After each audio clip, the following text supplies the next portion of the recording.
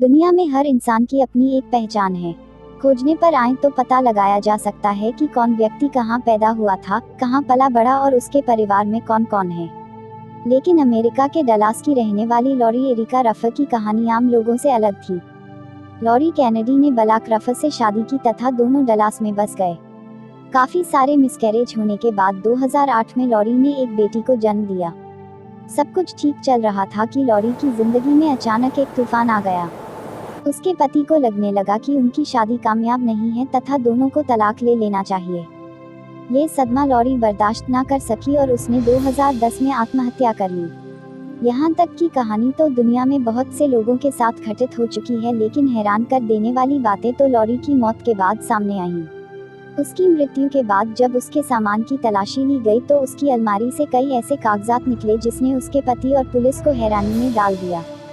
दरअसल मृत्यु के समय लॉरी की उम्र 42 साल थी, लेकिन कागजात के हिसाब से 1988 से पहले लॉरी कैनेडी नाम की कोई महिला थी ही नहीं। उसके पास से कुछ दस्तावेज बरामद हुए जिन पर उसका नाम बेकी स्वीटन दर्ज था। बात यहीं खत्म नहीं होती। लोग हैरान तो तब रह गए जब रिकॉर्ड से पता चला कि उन दस्तावेजों पर जिस बेकी की जानकारी दर्ज थी वो एक 2 साल की बच्ची थी जो 1971 में घर में लगी आग में जलकर मर चुकी थी। अगर बेकी मर चुकी थी फिर लॉरी कौन थी, कहां से आई थी? इन सवालों का जवाब किसी के पास नहीं था। 2016 तक लॉरी पुलिस की फाइलों में एक रहस्यमय केस बनकर पड़ी रही, लेकिन इसी साल लॉरी के रहस्य से पर्दा उठ गया। लॉरी के केस की तहकीकात कर रहे सोशल सिक्योरिटी एडमिनिस्ट्रेशन के इन्वेस्टिगेटर जॉय वेलिंग को 2015 में एक फोन आया। ये फोन न्यूक्लियर फिजिसिस्ट तथा फोरेंसिक जेनेलॉजिस्ट कॉलिन फिट्जपैट्रिक का था।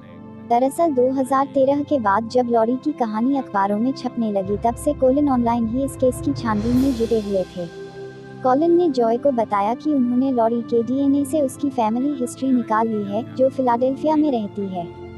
कॉलिन की बात पर भरोसा कर जॉय जब उनके बताए हुए पते पर पूछताछ करने पहुंचे तो उन्होंने उस परिवार के लोगों को लॉरी का ड्राइविंग लाइसेंस दिखाया जिस पर उसकी फोटो थी।